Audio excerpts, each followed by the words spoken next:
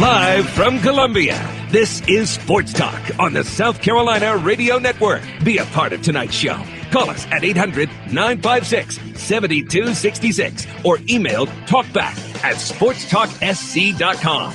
Now, here are your hosts for Sports Talk, Phil Kornblut, Kevin McCrary, and Tom Hayes.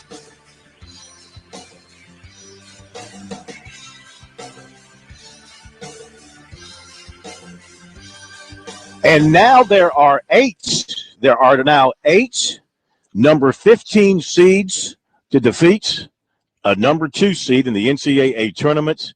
Thank you very much, Michigan State, for your participation. Enjoy the rest of the spring and summer.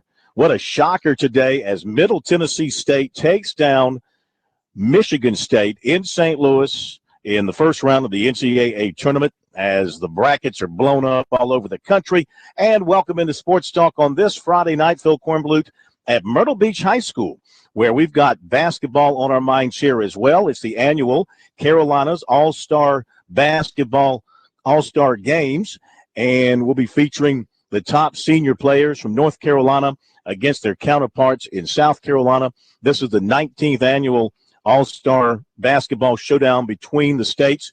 It's the basketball version of the Shrine Bowl. The games will be tomorrow night at Socastee High School, the girls at 6:30, the boys to follow. Here tonight at Myrtle Beach High School, we've got the slam dunk competition and the three-point shooting contest, it's always interesting because at the end, once the girls champion is determined and the boys champion is determined, then the girls champion will have a three-point shooting contest with the boys champion. More often than not, the girl ends up winning, a testimony to the ability of girls basketball players to shoot the ball pure because they've got the basics down. They're not all involved in dunking and all that kind of stuff. They work on the basics, and they can beat the guys many of the times. Well, people say that, but, there's a lot of guys who don't dunk too, and they're shooting the threes. The two questions I want to ask is, do they use the same size ball? No. The boy will use the ball for the boy, and the girl will use the ball for the girl. Two different sizes. Well, see, there's one problem right there. Mm-hmm. Why, you think they should all use the girl's size ball or the boy's size ball? Correctamundo, because if you don't shrink either that or you shrink the girl's rim to the size of the ball, commiserate with the size of the men's ball to the regular rim.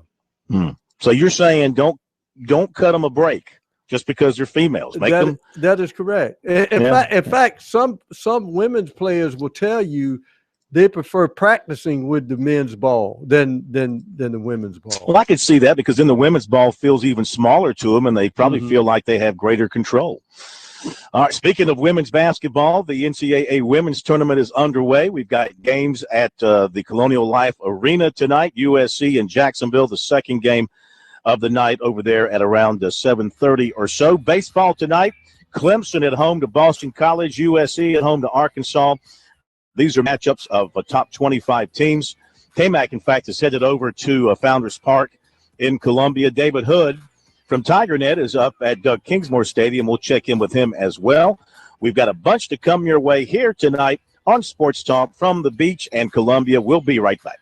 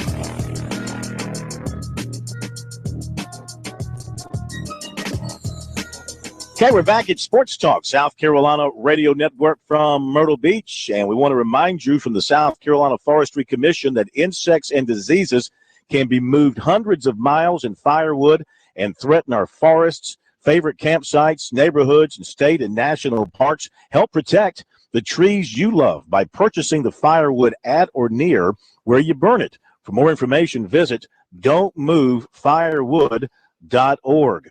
Let's catch you up on what has happened so far today in the tournament. As I mentioned, we have got some upsets that have happened. Pro, I know you've been watching the games back in the studio. And not really.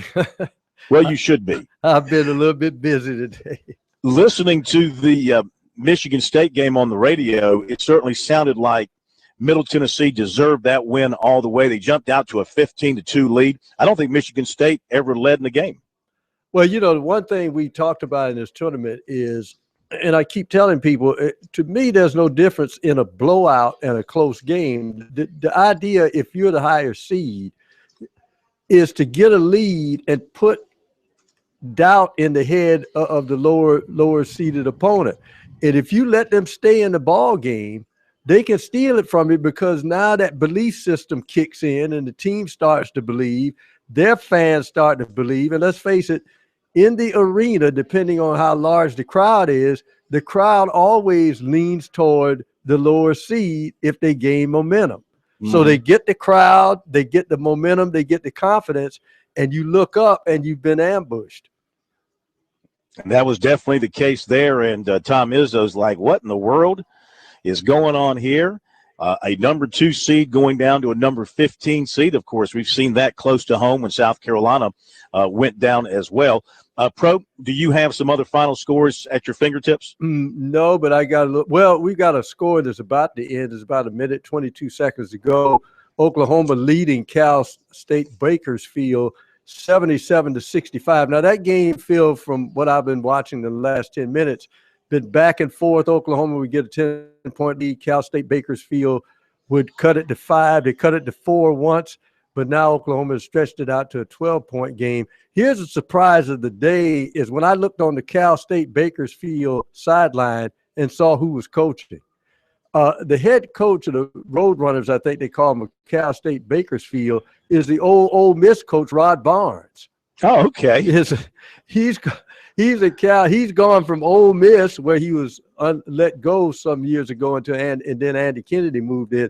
He's now gravitated out to the West Coast, and he's coaching Cal State Bakersfield. The other, I guess, dramatic game today was Iowa winning in overtime against Temple. I think Iowa, for the most part, had, I think, gotten up to as high as number 8 in the country, and then they lost momentum during the season, and everybody left them for dead. Well, they stole one today as they defeat Temple in overtime. Now, that game was 66-63 Iowa with about, I think, 10 seconds to go. Temple player fouled, shooting a 3, hit all 3 free throws, and set the game in overtime, only to have Iowa win on a tip-in at the buzzer in the first overtime period. But it is clear that the officials were looking at the flight of the ball, did not see Iowa's 7-footer, just ease Temple's forward out of the lane, pushed him off, in other words, to get the tip in. All right, other finals. I tell you what. Well, this is John Rhodes, by the way, the mayor of Myrtle Beach, joining me. How about Hawaii? I was going to get to that. Hawaii with a stunning win today. Now, keep in mind that Cal is going through some issues. Lost a key player, has an assistant coach in some trouble. Hawaii beat Cal 77-66. Villanova over Asheville 86-56. Middle Tennessee over Michigan State 90-81. Maryland leads South Dakota State 44-30 in the second half. You mentioned the Oklahoma and Bakersfield game. And Iowa Temple. Syracuse beat Dayton 70-51. VCU over Oregon State 75-67. John Rhodes, the mayor of Myrtle Beach, and the man who puts on the Carolina's All-Star Basketball Classic every year. Number 19 is here. How are you? Phil, I'm doing good. Thank you. Can you believe now 19 of these that you've been involved with, the beach ball folks and you putting this together now? Well, it's been fun, and we get a chance to let these young ladies, young men, to show their talents together and work as a team. And some of the kids have not signed yet, and so it gives you a last chance to get some coaches to take a look at them and see what they're doing and make a decision. Last year, North Carolina won both games, as Right. I recall. So it's time for the South Carolina team to show up and do something good.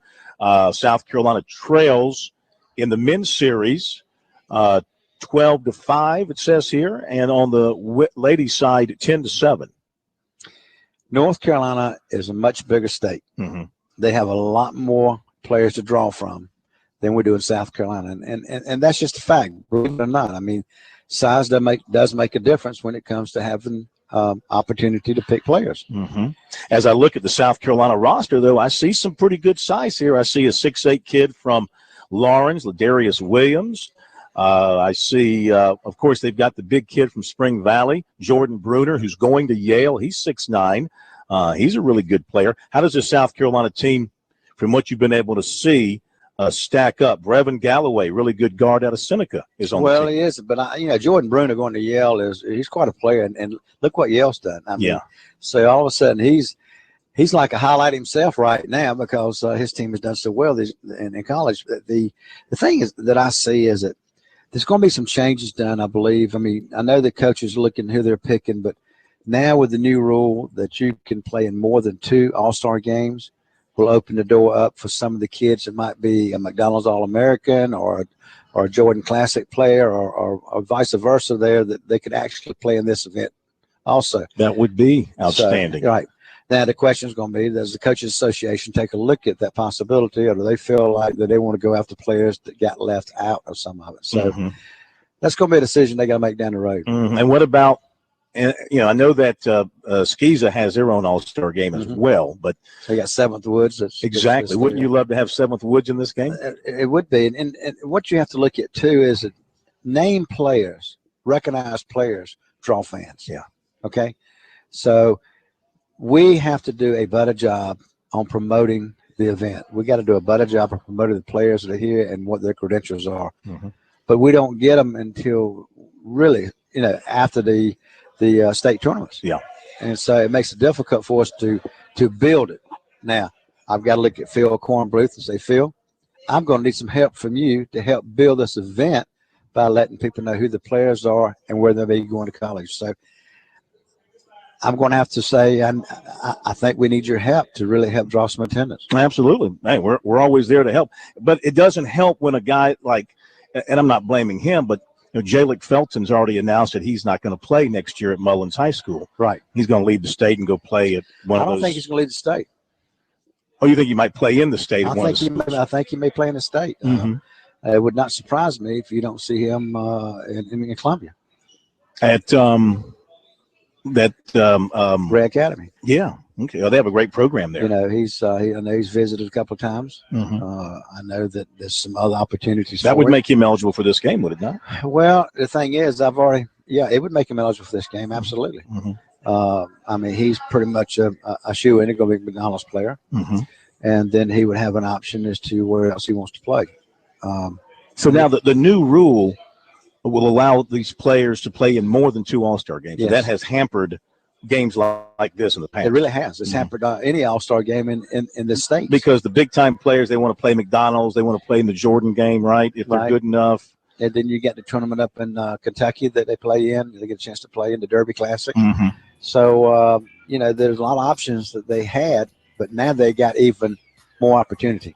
But this still has to be approved by the Coaches Association here in our state? Players here have to be approved by the Coaches Association in North and South Carolina. The Coaches Association picks the coaches and the players. All right, hang on. We're going to hit a quick break. We'll come back a little bit more with the mayor of Myrtle Beach, John Roach, and the director of the All-Star Weekend. Be right back.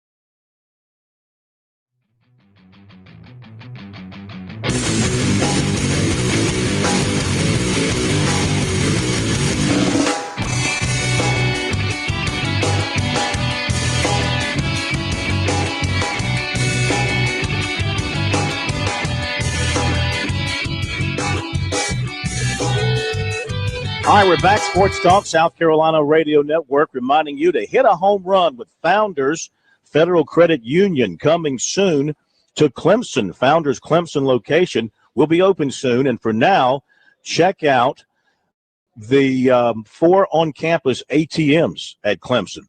Visit relaxjoinfounders.com to see if you qualify for membership.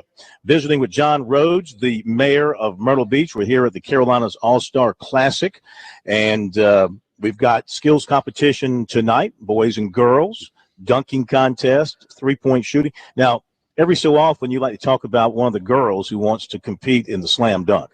Anybody this year? Well, we got 2 girls that want to compete, but they want to dunk a tennis ball. So I figured, hey, we'll let them open up dunking a tennis ball. If they get to the rim, let them do it. But we got a couple of girls at 6'3", 6'4" that can jump. But it's tough for them to have that ball in their hand like a guy does to be able to grip it. Even though it's a little bit smaller, the hands are still not so big. So, but hey, they want to do it. This is all about having fun. This is not anything that's going to embarrass you. Just let's. If they do something, we laugh. The thing is about this: when a kid makes a mistake, all the teams laugh. Yeah. Okay. Yeah. So they enjoy each other, and this is a chance for them to be together and to live together for about 3 days, and just be able to enjoy the opportunity. Let's remind everyone who might be in the area that this begins at 7 o'clock tonight at Myrtle Beach High School. Skills competition. And then the game's tomorrow at 6:30 at Sauk State. At Sauk State High School. Yeah. And the boys' game will start 30 minutes after the girls' game's over with. So we're looking for a good 2 good games. And, like I say, it's an opportunity for these kids to have a chance to showcase and be recognized for their talents and what they've done in the high school during their career. Well, listen, we're doing what we can to help basketball in our state. It would help if South Carolina and Clemson could become regular NCAA tournament participants. South Carolina thought it was going to be in this year. Imagine that if those programs could get to the point where they're there practically every year, how that would elevate basketball across the board in our state. Well, we all in South Carolina go back and look at what Coach McGuire did. Well, where are the players from that Coach McGuire had winning? New York, New Jersey. Okay, it's tough today. It's very tough. Back in those days, you didn't have the big AAU programs. You only had 5-star camp that Howard Garfinkel ran. So everybody went to that camp, and that's where they recruited the players. Coach McGuire had a connection in New York City. It was if Coach McGuire wants you, hey, you got Archbishop Malloy, you got St. Raymond's, Hollis, Power Memorial. I mean, my goodness gracious. I mean, and he was, as they say, he was the truth. Now, Frank Martin, I've known Frank ever since he was assistant coach in Miami Senior High School. And I've been around Frank for a long time. If people will give Frank the time and the patience, he will bring a big-time winner to South Carolina. So don't discredit him, support him, and give him that opportunity. He's only been there, 4 years? Yeah, this is it. I mean, 4 listen. years. I mean, hang on, we got to hit a break. Okay. We'll be right back.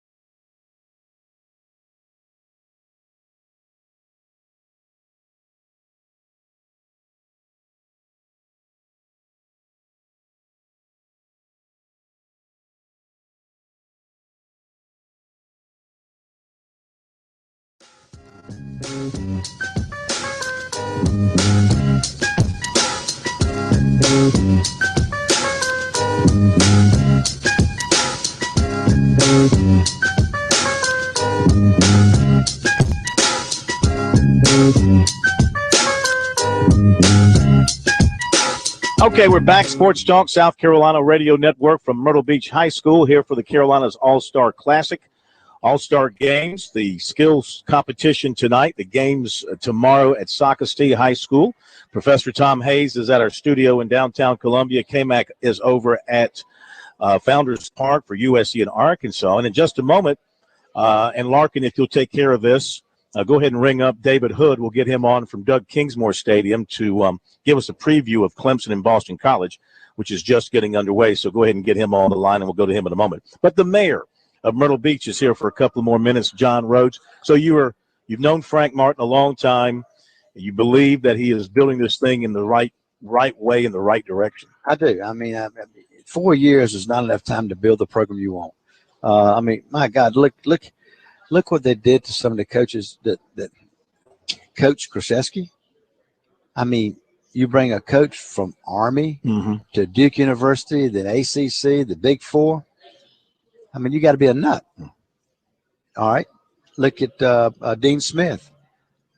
Second year, they hung Dean Smith in effigy. So you got to give him time to get the players. First of all, he's got to build a program that's recognized in the high school circle of high school basketball players that this is the place to be. This is the place that you're going to be looked at as an athlete, a star athlete in the sport of basketball, and that they don't have to worry about football being over here because everybody says Clemson football school, Sacramento football school, you can't do it. All right, but I don't agree to that. But listen, you're right.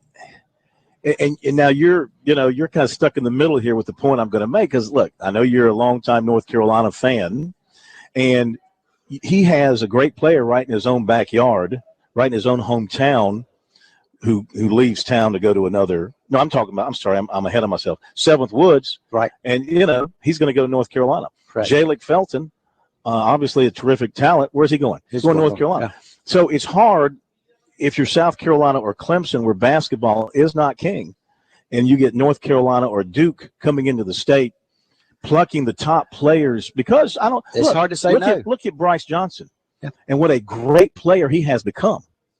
Did you think that he would become the player that he is today?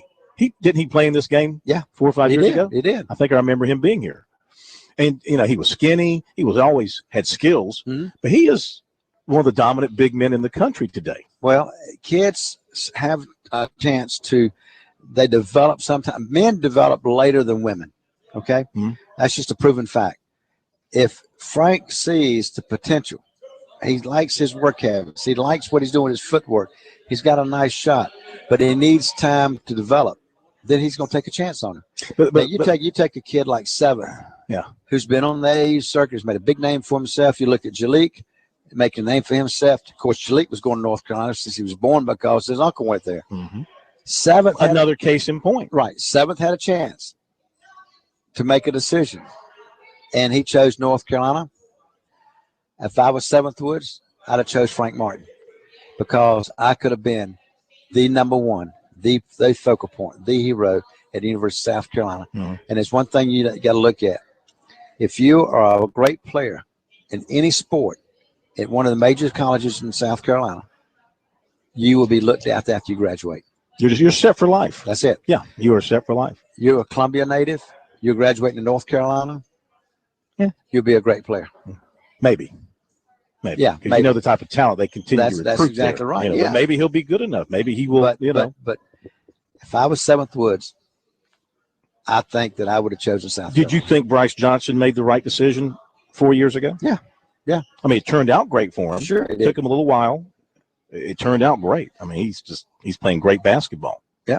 And real quick before we let you go, Dawn Staley, I know that you've been a huge promoter of women's basketball in our state all these years, and talk about building a program that is built for the long haul. I mean, they're good now. They've been good, and they're going to be good for years to come. And look how long it took Dawn. What, 3-4 years? Yeah, it took over 4 years. But it's our 5th year or 6th year to get to here. I mean, ranked number 2 in the country at South Carolina. What a job. What a unbelievable job. Oh, yeah, I know it's women's basketball. Well, you know what? Put your finger on – you get those guys and put them on the court with these women, and they're going to learn something about playing rough. because these women do not back down. Mm-hmm. And that's the one thing that you have. And Dawn Staley, she won't let them back down. I watched her play at UVA and saw her play one of the great college games against NC State at triple overtime when she was a senior. Dawn Staley she's a tough nut to crack, and South Carolina is very, very fortunate to have her in that role. We thank you for coming over. I know this is a crazy weekend in your town, huh? Yep. You got this. You got the car show going on. You've got the cheerleaders here, about 10,000 cheerleaders. Yep. You've got about 10, 20,000 people here for the car show. Well, then you got softball. You got track and field. You got soccer. And topping it all, Sports Talk is in Myrtle Beach. Sports Talk's in Myrtle Beach. It's the place to be. You got that right. Thank you, sir. Phil, thank you for all this coverage. I appreciate what you do. Man, listen, sport. 20 years next year with this deal, so you got to blow it up big. That's it. And let us help you. We'll do what we can. Thank you, sir. You got it. John Rhodes, the mayor of Myrtle Beach. Before that, I don't know what he did. He's just always been around basketball. He was a businessman and a basketball guy. He became a politician. They can't get rid of him.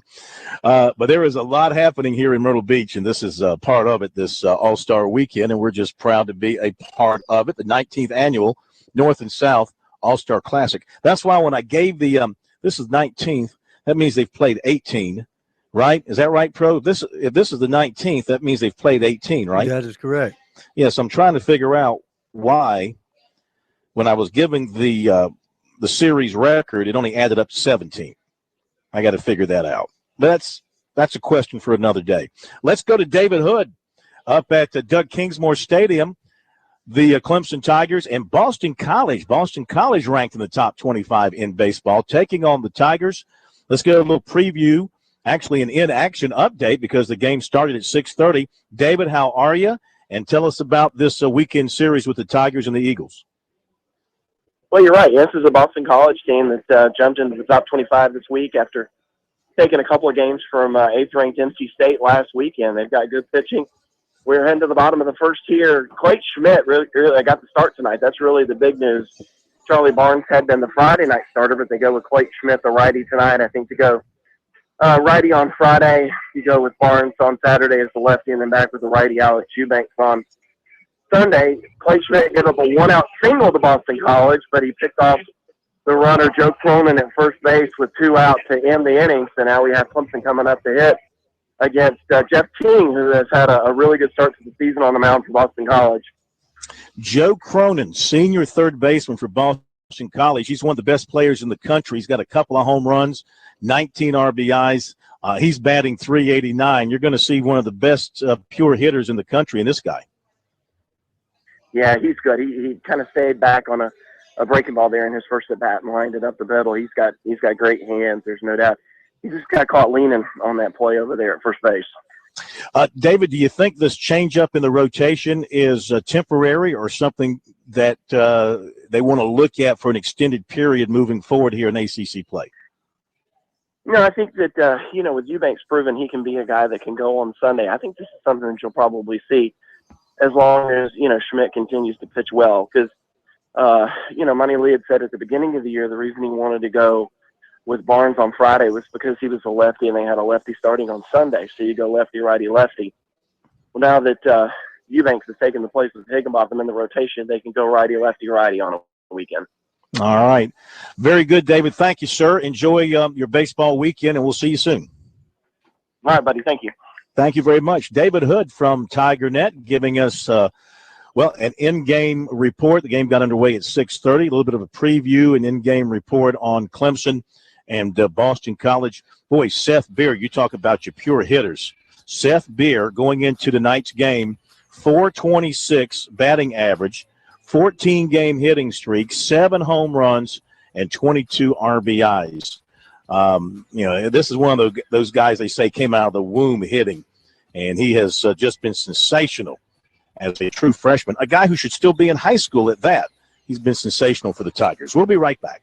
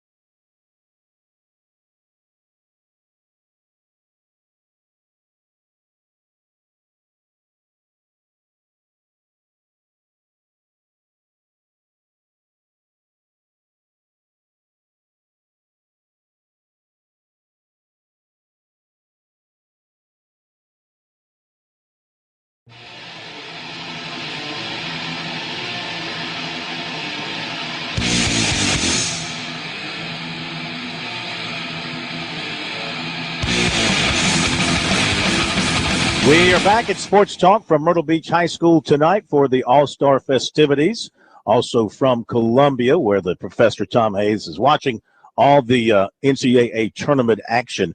By the way, in the women's game over at USC, the first game of the women's tournament in that region, it's end of the third quarter, Kansas State leading George Washington 39-38. And, of course, coming up about 20 minutes or so after that one, South Carolina takes on Jacksonville. Sports Talk presented by South Carolina's 529 College Savings Plan. Future Scholar is the smart way to save for a loved one's education, and tax time is a perfect time to invest. Visit FutureScholar.com. Future Scholar is administered by the Office of State Treasurer Curtis Loftus. Folks are starting to file in here to the high school gymnasium at Myrtle Beach High School.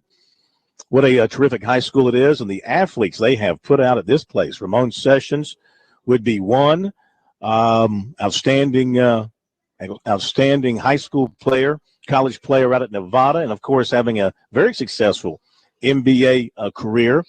Khadijah Sessions is a Myrtle Beach grad who plays for the USC women, and, of course, Everett Golson, one of the best quarterbacks to ever come out of South Carolina. He did his work here at Myrtle Beach High School. Now, South Carolina baseball coming up tonight. It's their SEC opener. The Gamecocks 17-2, Arkansas 15-3.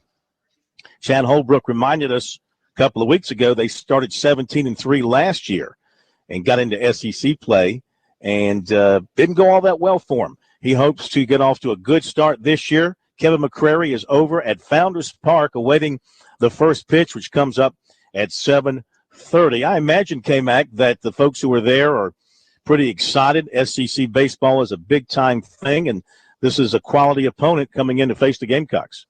Yeah, no doubt, a little competition, as you mentioned, with the NCAA tournament going on across the way at Colonial Life Arena, and changing a little bit of the routine for fans to take the shuttle over from Colonial Life. They're taking it over from the old Capital City Bomber Stadium tonight, but they couldn't ask for a better weather night for SEC baseball. 78 degrees, just sunny skies. The sun will be setting about 20 minutes after first pitch, which is 7:30 tonight. And top 25 matchup between USC and Arkansas. So a phenomenal night for baseball, but a lot of people, Corn, still reserving judgment on this Gamecock baseball team. We all know that they struggled last year, and they got off to a similar start, as you mentioned. Statistically, this team is a little different.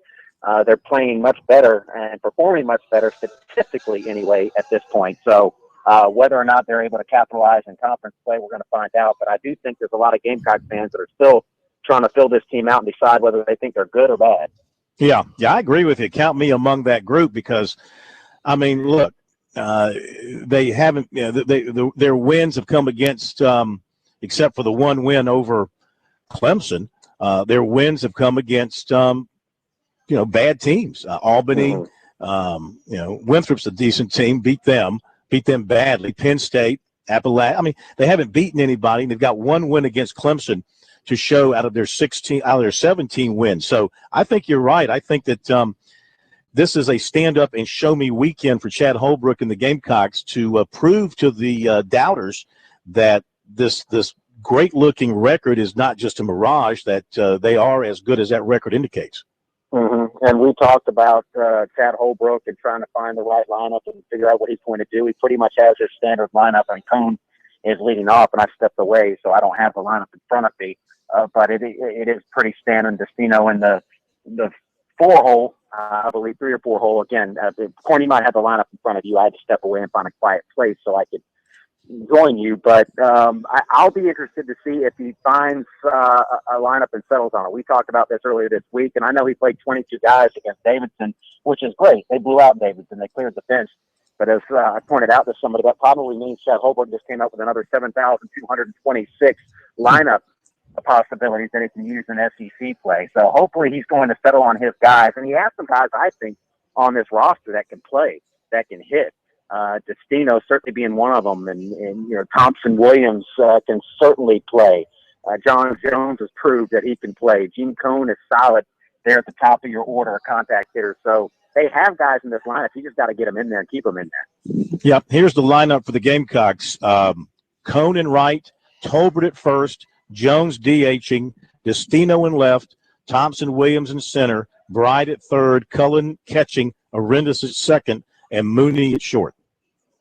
There you go. And, of course, Clark Schmidt, who has been outstanding all season long. He's been pretty much untouchable, but he has not faced a lineup like Arkansas. And Arkansas, let's face it, they always seem to give South Carolina trouble. Even in the Gamecocks championship seasons, they had a hard time with these Razorbacks. No doubt about it. All right, K-Mac, thank you. Check in with you later. We'll come back and give you the recruiting report on this Friday night here on Sports Talk.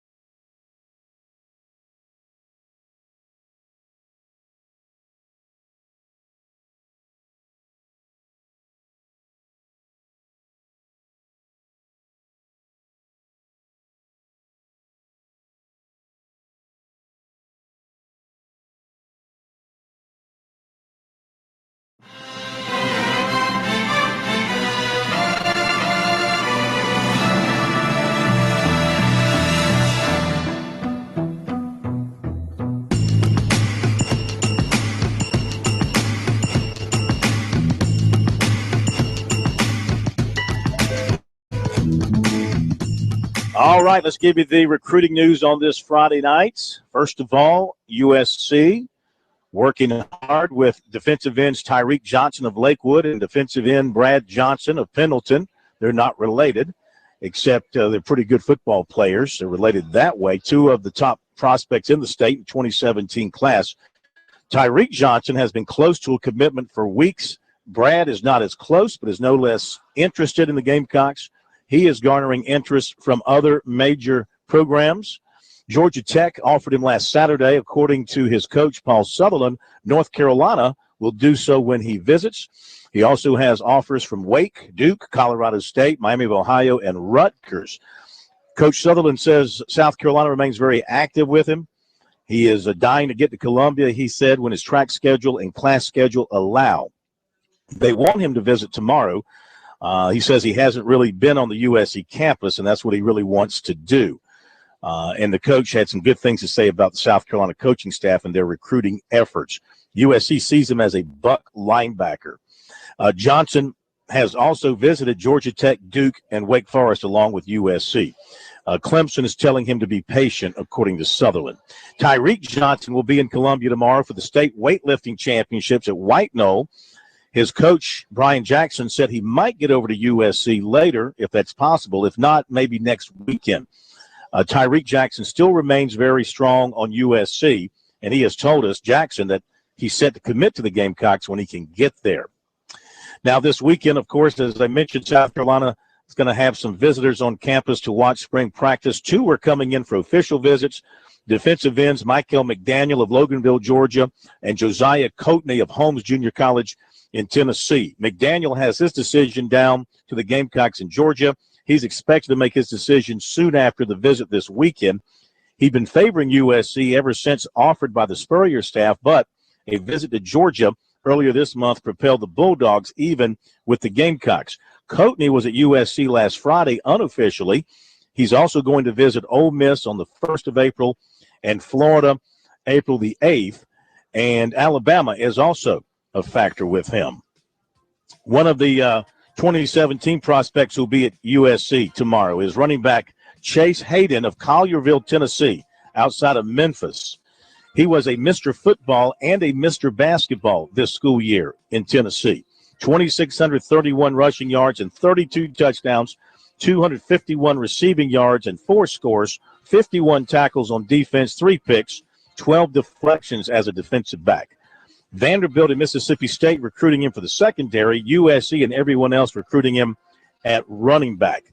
Bobby Bentley has been making the pitch to him to come to South Carolina because they are thin at running back and they need somebody who is explosive and can make long runs, he says. He is very interested in the Gamecocks. He's been to Tennessee and Louisville. He's going to Michigan next week as well. We've got a few more notes we'll share with you after the top of the hour break.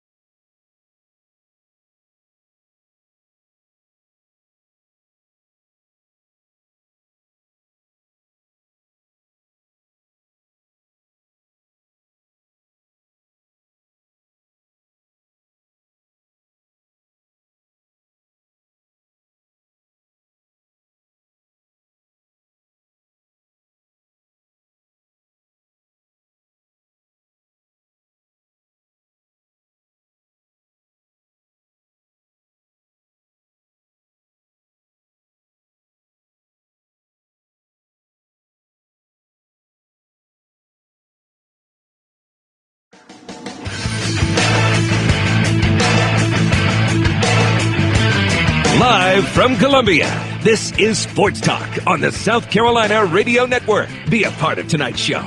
Call us at 800-956-7266 or email talkback@sportstalksc.com.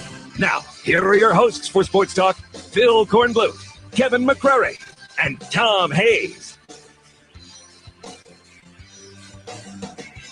And we are back. Sports Talk South Carolina Radio Network, set up in the atrium of the Myrtle Beach High School Gymnasium. Tonight we've got the skills competition just getting underway. 3-point shooting contest, dunk contest for the All-Stars here for the Carolinas All-Star Basketball Classic. Plenty of other stuff going on, and I'll finish the recruiting in a moment. Clemson has taken a 1-0 lead on Boston College in the bottom of the second on a single by Andrew Cox. He gets the RBI, and now the Tigers have scored again. Renwick singling for an RBI. So it's 2-0 for the Tigers on top of Boston College. And with Schmidt on the mound, you know, that might be all the Tigers need. But you never know. Still a long way to go, and this Boston College team can hit, and they've had a good season so far, so don't count them out just yet. South Carolina, Arkansas getting underway at 7:30. Maryland went ahead and took care of business, 79-74. 79-74. And Maryland's one of those teams, like Iowa, that down the stretch in the Big Ten, you thought that they'd just run out of gas, and maybe, you know, getting off of that hump of winning that first game, maybe they can do something. But all of these 5-12 games have been dangerous so far this year. There's no doubt.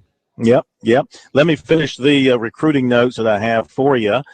Let's see. Where did I leave off? Okay, offensive lineman Notori Johnson of Ellenwood, Georgia, has his list down to 10. Clemson is on it. The Tigers haven't offered yet.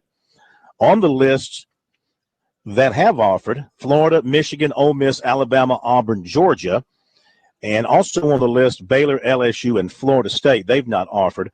He's a former Alabama commit.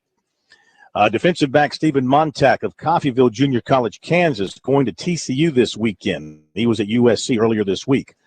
Defensive end Jordan Williams of Virginia Beach released a short list last night. Clemson, which has offered, was not on his list. On the list, Tennessee, Penn State, Southern Cal, Wake Forest, Notre Dame, Georgia, Florida, Virginia Tech. Running back Sheldon Evans, Norcross, Georgia, will be at USC tomorrow. He was offered Thursday by Appalachian. Defensive end Brian Jones of Baton Rouge was offered Thursday by USC. He has 28 offers. Also Thursday, USC offered 2019 running back Devin Ford of Stafford, Virginia. Clemson target offensive lineman Trey Smith of Jackson, Tennessee, was offered by Oregon. Former Clemson receiver DeMar Kitt of Ventura Junior College in California said he's been talking with USC recruiter Brian McClendon. Kitt left Clemson after the 2014 season, reportedly attended Arizona Western Junior College last season, though I couldn't find any stats on him there, so I'm not sure.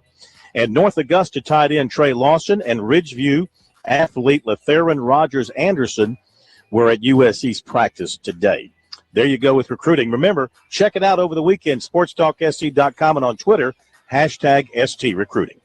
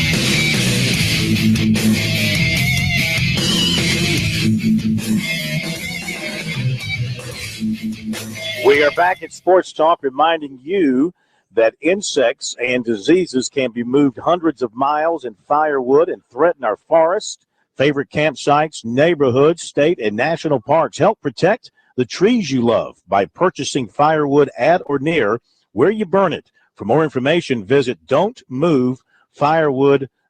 All right, let me catch you up on a few things. I told you, BC, two-run homer. BC is, a solo homer, it looks like, but that has tied the game. Boston College and Clemson 2-2, and they are in the top of the third. BC has scored a couple of runs to tie it up. Other baseball today, PC and the Citadel 1-1. They're in the seventh. Coastal leads Longwood 2-1 in the fourth inning of the second game of a doubleheader. First game, Longwood won 5-2. Charleston Southern leads George Washington 1-0. That's the second game of a doubleheader. Charleston Southern won the opener 3-1. Stetson leads Winthrop in the second, 1-0. Upstate over Radford, that's 1-0 in the fourth. Gardner Webb leading Wofford 4-2 in the third. And what else would I want to mention to you? Qualifying is coming up out in California in about a half hour. Austin Dillon, fastest in practice at 188.5. Martin Truex Jr. next at 188.4. Kevin Harvick, 188.3. Stenhouse Jr., 188.2. Let's welcome in now here on Sports Talk, right in the midst of March Madness, a man who knows a thing or two about the pressure of coaching in the NCAA tournament, former coach Lee Klein, director of the five-star basketball camp, and basketball author and contributor, ambassador for basketball here on Sports Talk. Lee, how are you? Doing great. I mean, what a fun time. We've had an outstanding 36 hours of tournament, and it's like you can't get enough of it. Every year it just amazes you. How could it top last year? How could it be more thrilling? How could there be more upsets? Yet each year it delivers. It's unbelievable. And I guess, I mean, there's been some surprises, but nothing bigger than today, the 15 beating the 2. And we know that well in Columbia, as we remember the great Eddie Fogler and his South Carolina team being, I think, the first 2 seed to lose to a 15. And then today, most people's favorite to go to the championship game, Michigan State, goes down because Middle Tennessee just brought it. They were the aggressor. They weren't wowed by the front of the jersey, and they move on as the Spartans go home. Hey, listen, Kermit Davis is not this isn't his first rodeo. He's had good teams at Middle Tennessee over his 14 years there, and he had that team. Look, when a team comes out and jumps on you 15-2, one team was ready to play and the other one wasn't. That's right, and the confidence and the just the game plan, the confidence, the execution, and Michigan State looked a step slow, and they didn't know what hit them, and by the time they figured it out, it was too late. They got it to a one-possession game, but were never able to really to put the pressure back on the upstart Blue Raiders. To this point in the tournament, of the games you've seen, which one team has been the most impressive in terms of their performance and living up to expectations? I mean, Indiana, I thought, was just incredibly impressive yesterday. What the Hoosiers did, how well they did it, how they moved the basketball, OG Anunoby, how we've watched this kid now emerge in front of our eyes and become a superstar. So, to me, that's one performance that really stood out, is what the Indiana Hoosiers did. I mean, that was one of probably half dozen performances, Virginia, Kansas, that were just, really impressive. Yeah. Now, what are you, when you look at the tournament now, I mean, are you able to sit back and watch it as a fan, or how do you watch the tournament? Do you analytically, what do you look for when you're watching the tournament? Oh, there's so many stories.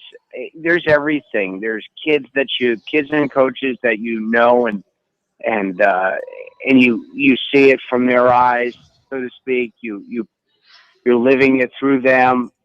There's the aspect of the of just who's playing the best basketball, the actual game. How is the game being played? Are you making winning plays? A good example of that, I mean, last night in that Baylor game at the end with Yale up 2 and Baylor getting the basketball and Medford coming down and to see no one moving, no screens. Basically, Medford had to go one on the team. He turned the ball over. So that from the basketball aspect, I look at it that way. And I'd say the third thing and what makes this so compelling is what's the bracket? Can you keep your Final Four alive? Can you puff your chest out at the water cooler?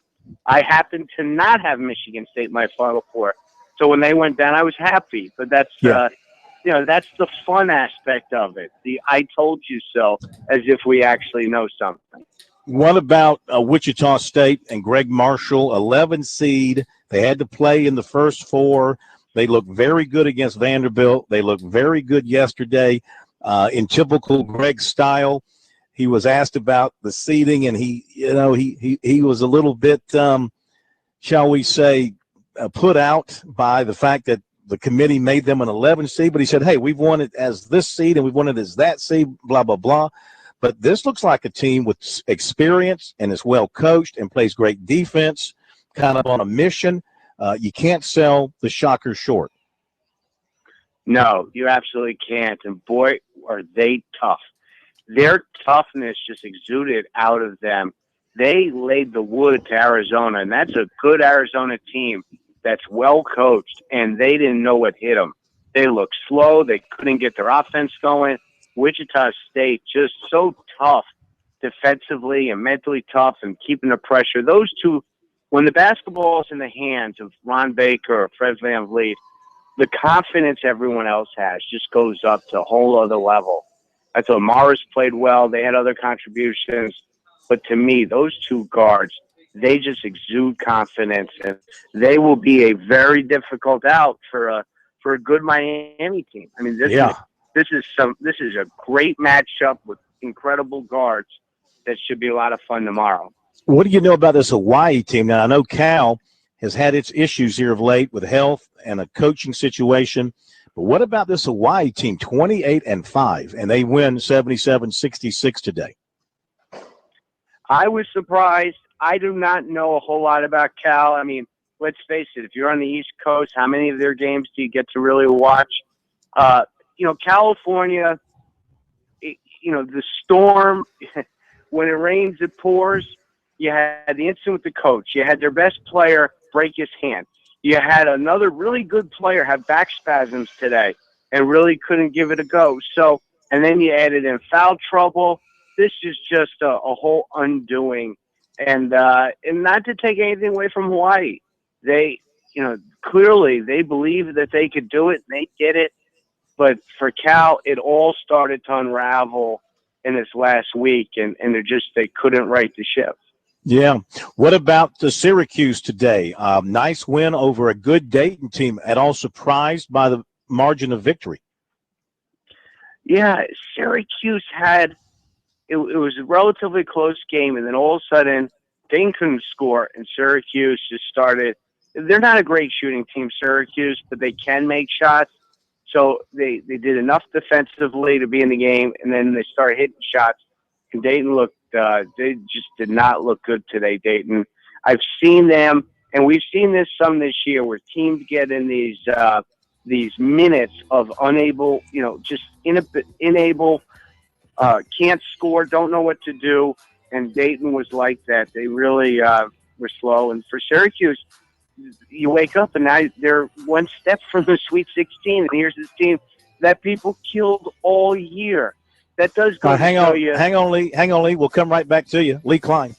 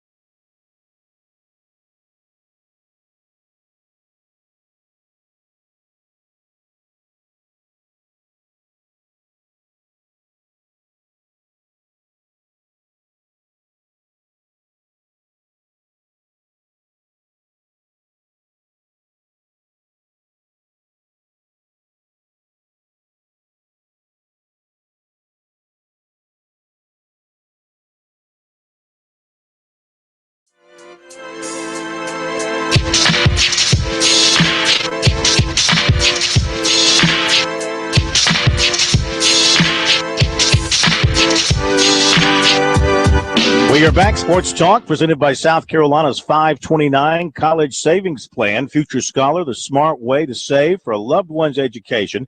And tax time, a perfect time to invest. Visit futurescholar.com. Future Scholar, administered by the Office of State Treasurer Curtis Loftus. All right, we invest a few more minutes in Lee Klein's knowledge about college basketball. Pick up on what you were saying there as we hit the break. So what I was saying is, once you get here to tournament, throw out conference play. Don't judge conferences on how their teams perform, because it's just a whole different thing. Teams are on their way in. I thought South Carolina should be in this field. They're not. So for those that are in, it's all about what you do on this day to make, to have your one shining moment. I mean, that's what this thing is about. Well, when you look at the tournament, Lee, it seems to me that you always have to look at a higher seed that may have earned their stripes to get a high seed, but they're not perennial players in the tournament. And then if that game is close, it feels like the noose is around the neck, and sometimes they make panic plays versus a team like Connecticut or Wichita State that may come in a slightly lower seed than normal, but their players have the tournament experience to weather through difficult times during a ball game. Yeah, I think that's a good point. And it gets to the whole, the confidence, right? Seeds, the seeds are based on the body of work prior to it, but the confidence level, who believes they could really win, who could go and sort of take that us versus the world attitude and really look to make a statement. And in some cases, like we see in the case of the underdog, they're not just making a statement for their team, but they're literally elevating a program. All right. Before we let you go, what's going to happen at Louisville? Do you see Pitino surviving this situation that's ongoing? I find it hard to believe that I really cannot believe he's still coaching there. I don't have all the information. We are waiting for the process to unveil itself. I just, you can't run a program in purgatory. So whether it be the president, the athletic director, the head coach, everyone needs to get on the same page. If they're going to keep him, then you need to be able to thrust forward. You can't be in purgatory. He's not going to quit. So they're either going to have to fire him and make a decision to move forward, or they're going to have to go and say, look, he's our guy, and we're going to let this process find its way out. And if he committed a crime or so on, if we find him negligent to a certain degree, then we'll replace him. Thank you, my friend. Enjoy the tournament weekend, and we'll catch you next week. Sounds outstanding. Looking forward to it. Thank you very much, Lee Klein, our basketball ambassador here on Sports Talk. Speaking of jobs, just released out of Memphis, Josh Pastner will be staying on as the coach of the Memphis Tigers. Had they fired him, they would have owed him $10.6 million. 167-73 is the record.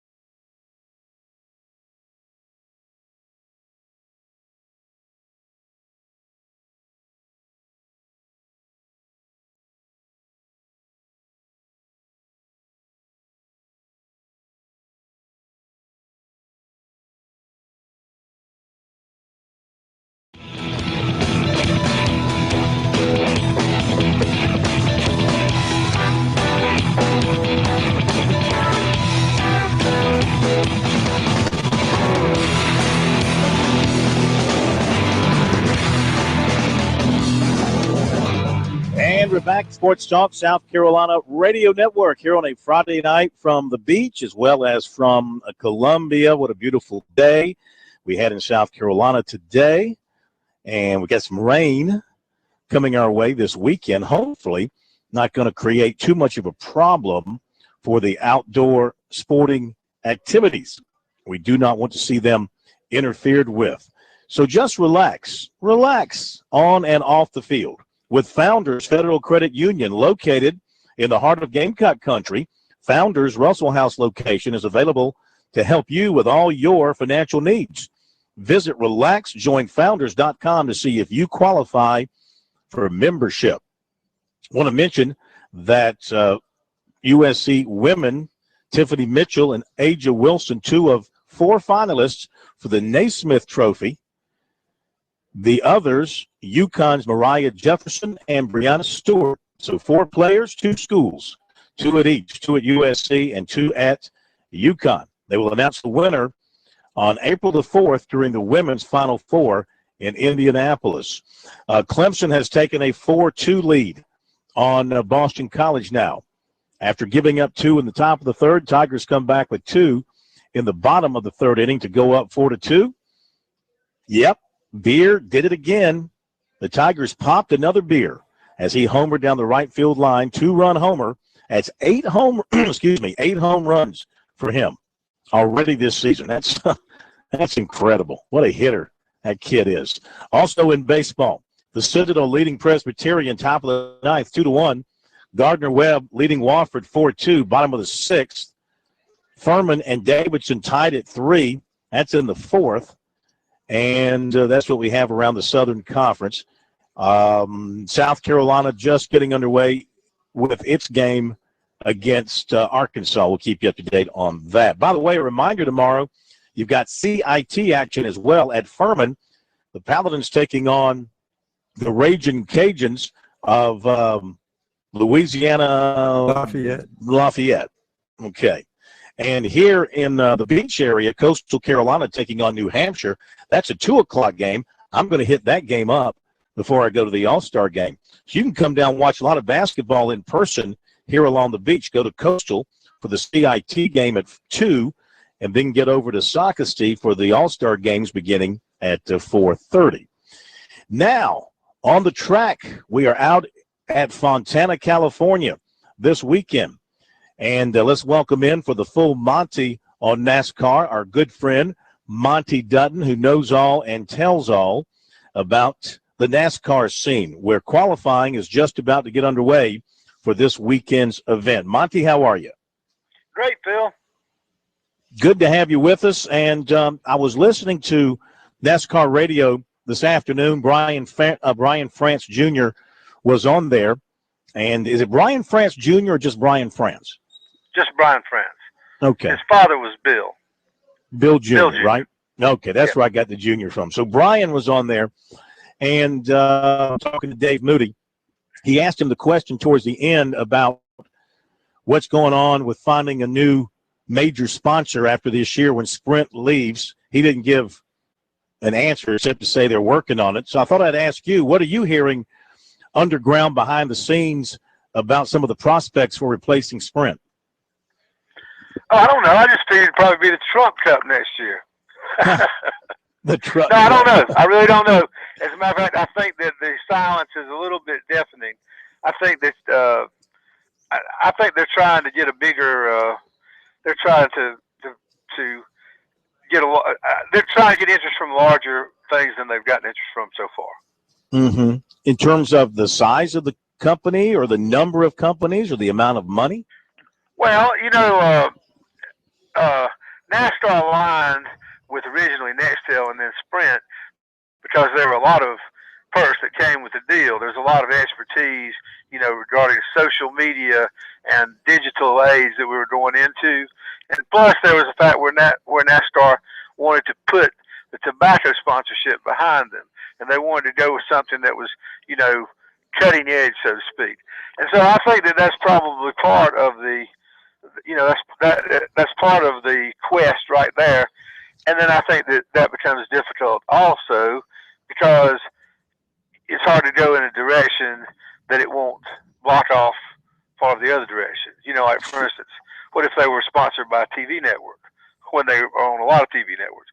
So I mean, I think there are complications, but they're not any different from what any other sport faces. Just NASCAR faces it in a more widespread fashion because almost everything's for sale in NASCAR. That's for sure. If I understood him correctly, I think he said in the interview they're a couple of weeks away from maybe having something nailed down. Are you hearing a timeline like that at least? No, but I mean, I have to say that even when I was there all the week, I have to say that I've always tried to cover business affairs as little as I could because what I wanted to specialize on was racing. And too many times to me these days, all you hear about racing is, like you could have heard if Entertainment Tonight was on racing. And so I haven't really been trying to find out. I have to admit, this past weekend, Nate Ryan from NBC Sports watched the race at my house, and we talked about everything under the sun but that. So that personally, at that moment, it guaranteed that you would inquire about it tonight. Yeah, you never know what direction I'm going to go in. What about practice today? Qualifying coming up shortly. Austin Dillon leading the way. Sometimes these numbers indicate exactly how good you are coming off the truck, and sometimes not. But a good run for him. What are you hearing coming out of the practice sessions regarding who's really quick and who to look for, not just in qualifying, but in the race on Sunday? First of all, I think there's a possibility that there'll be some surprises running deep in the top 10 because there's some surprising people in the practice speeds. I think that sort of suggests that a place like Fontana is sort of becoming a cross between an intermediate track like they ran last week and a track like Daytona or Talladega because it's 2 miles long, and I think pure speed may be a little bit more important. So I think you might have some surprises up there. Other than that, in terms of who's going to win, I think it's probably round up the usual suspects. Mm-hmm. I think this might be a place where a driver like Matt Kenseth could come through. I also think, to me, the most fascinating thing in racing right now is the saga of Kevin Harvick. Because Kevin Harvick has won in his career 30% of all his races in Phoenix, including 6 of the last 8, and yet he's won 4% of the races at all other tracks. And last year, I mean, Harvick has sort of an unbelievable knack in many places of finishing second. He won by 8 inches. And in that race, he played it perfectly. I don't understand for the life of me how Harvick won 3 races and was second in 13 last year. And so to me, that's just fascinating because, you could understand it with a driver like a Harry Gant, who was always adept at getting the most out of what his car had, or Terry Labonte, who, with the exception of 2 rough nights at Bristol, was noted for being the smoothest guy in racing. And so to me, Harvick is the type of guy who ought to win more often. And I don't see a reason why it's that way. But to me, he ought to be at other tracks the way he is at Phoenix because he's just a master there. Are we going to see another photo finish this weekend? I don't know, but I'll be honest with you. I wouldn't mind seeing more 3-car length finishes and having races that were interesting all the way through. Because I think that maybe what happened is that the cars are harder to drive, and they aren't really willing to hang them out till the end of the race when it gets very exciting. Now that's perfectly human instinct. David Pearson famously won a lot of races that way. But I do think that it's sort of unbelievable that the finishes have been so good, but the rest of the races have mainly been so lackluster. And so I think that's just an interesting thing to watch. I mean, it's kind of like you could make a powerful argument that you ought to just come in from the tail end of the race. Monty, as always, we appreciate it. Monty Dutton, the full Monty on NASCAR here on Sports Talk. You can read his stuff on his blog, MontyDutton.com. We'll be right back to talk more basketball here in Myrtle Beach.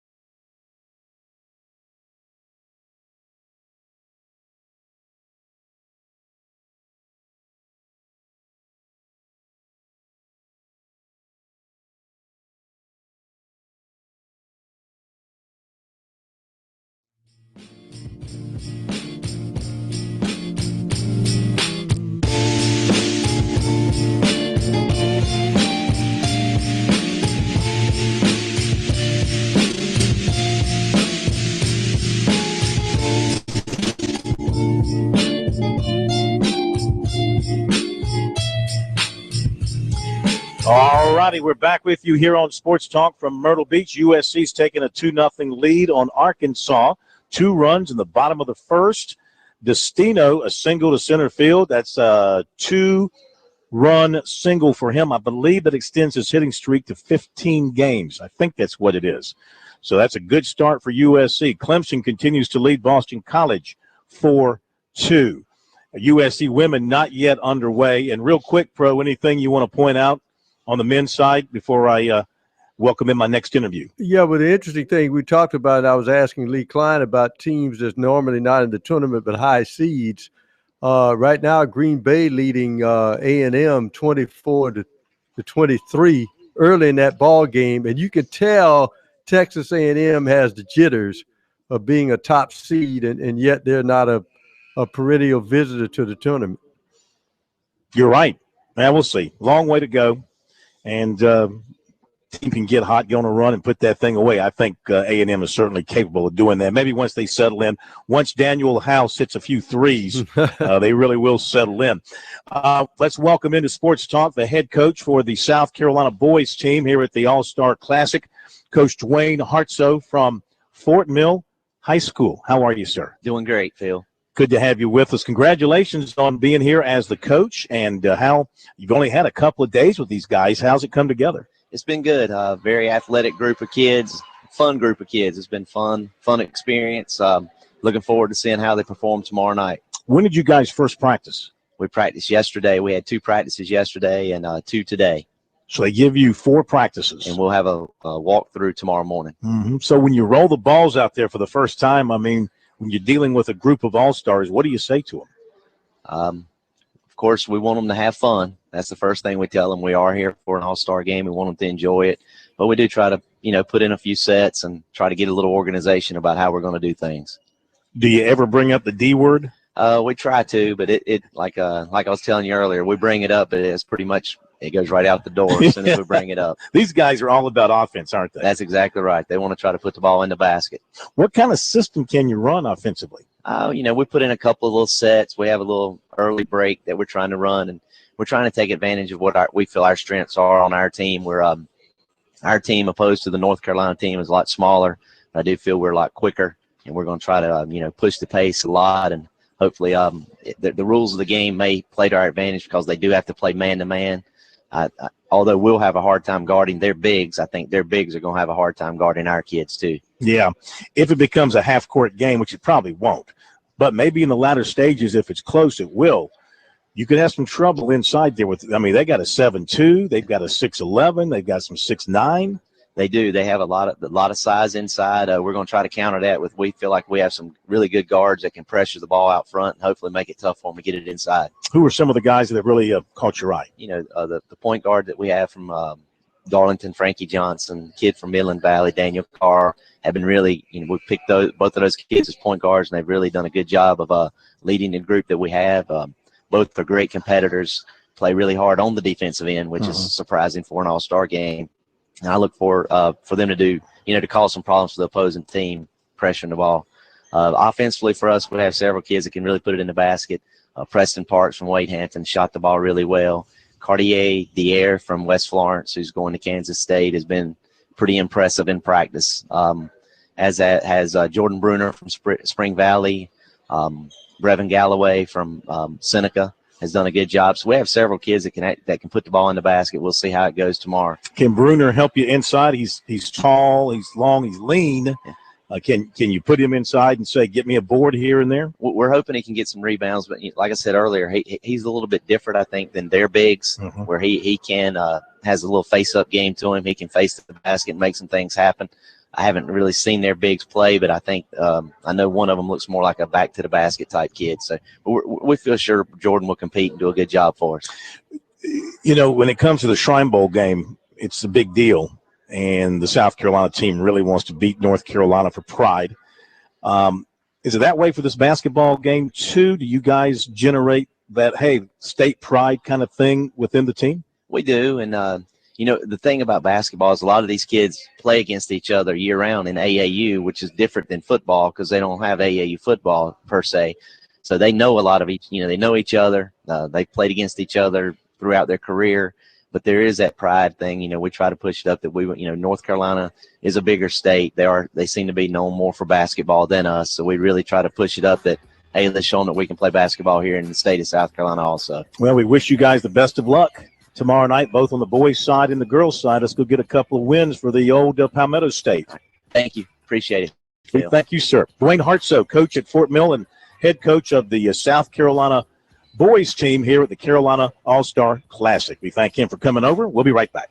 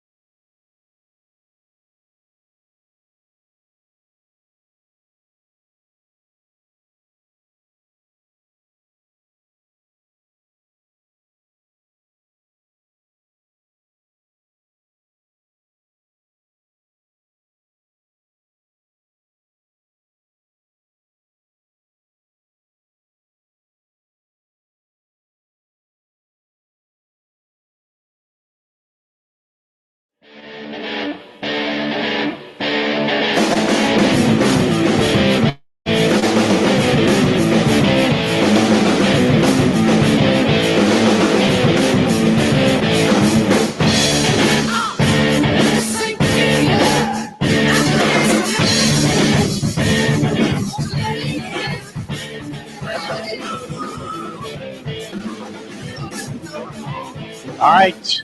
Things are cooking over at Founders Park, South Carolina and Arkansas. The Gamecocks in position to deliver an early knockout punch, especially with Schmidt on the mound. Let's go to K-Mac for the latest. K-Mac. Rock and start. Schmidt a clean inning in the top of the first, and then 4 straight hits for the Gamecocks to open up the bottom of the first. Gene Cone, L.T. Tolbert, John Jones all singled, and then Alex Castino had a base hit that scored 2 to make it 2-0 Gamecocks. Don Thompson Williams took a pitch to the hip to load them back up, and then with 1 out, Chris Cullen sacrifice fly made it 3-0 Gamecocks, and they're still batting here with 2 outs and runners on first and second. Yeah, a chance, K-Mac, if they can deliver here with 2 out to score maybe at least 1 more run. And with Schmidt going, you got to like him working with a 4-run advantage. No worse than 3, but maybe 4. Certainly, yeah. You'll take all you can get. Now, it's a long way to this thing's over with, and Arkansas is a very capable team. But they really came out swinging the bat well. I mean, the first 5 guys to the plate reached base against one of the better pitchers in the SEC. I mean, Takaloni was 3-0 with a 2.16 ERA, but he's really been struggling on the mound here in the first inning. Packed house for this one? I can tell the women's game has taken a clip out of the crowd here. People are filing in a little bit as we speak. It's a good crowd, but definitely not a packed house. Okay, sir. Thank you very much, K-Mac. Enjoy the ball game. Guys. Yep. 3-0 USC. Clemson continues to lead 4-0 in the top of the 5th. Give you some other top 25 scores, which will incorporate SEC and ACC games. Florida 3-0 over Missouri. That's in the second. Texas A&M and Auburn, they're in a rain delay. North Carolina leading Duke 2-1. That's in the fourth. Ole Miss and Tennessee scoreless in the second. It's Florida State leading Pittsburgh 6-4 in the fifth. NC State over Notre Dame 1-0 in the fifth. And Wake Forest, Virginia scoreless in the first. That's in the second of two. In the first game, Virginia won it 4-0. And let's see. Anybody else? That's it for now. Pro, what else you seeing in the tournament? Well, early on in South Carolina, 5-2 over Jacksonville, and one upset in the women's round involving an SEC school. Here's a 12 and a 5 again. 12-seeded Albany upset 5th-seeded Florida 61-59. So Florida goes down in the women's bracket tonight. And Green Bay still leading Texas A&M 31-30 with 5 minutes to go in the half. All right. Listen, everybody have a great weekend. Enjoy the basketball. Enjoy the baseball. Enjoy a little spring football. That'll be out there and talked about. USC did practice today, but there was no post-practice interviews or reports to tell you about. And we will reconvene everything on Sports Talk Monday night. Thank you, Larkin Belton. Great job as always. Have a great weekend, everybody. We'll see you Monday.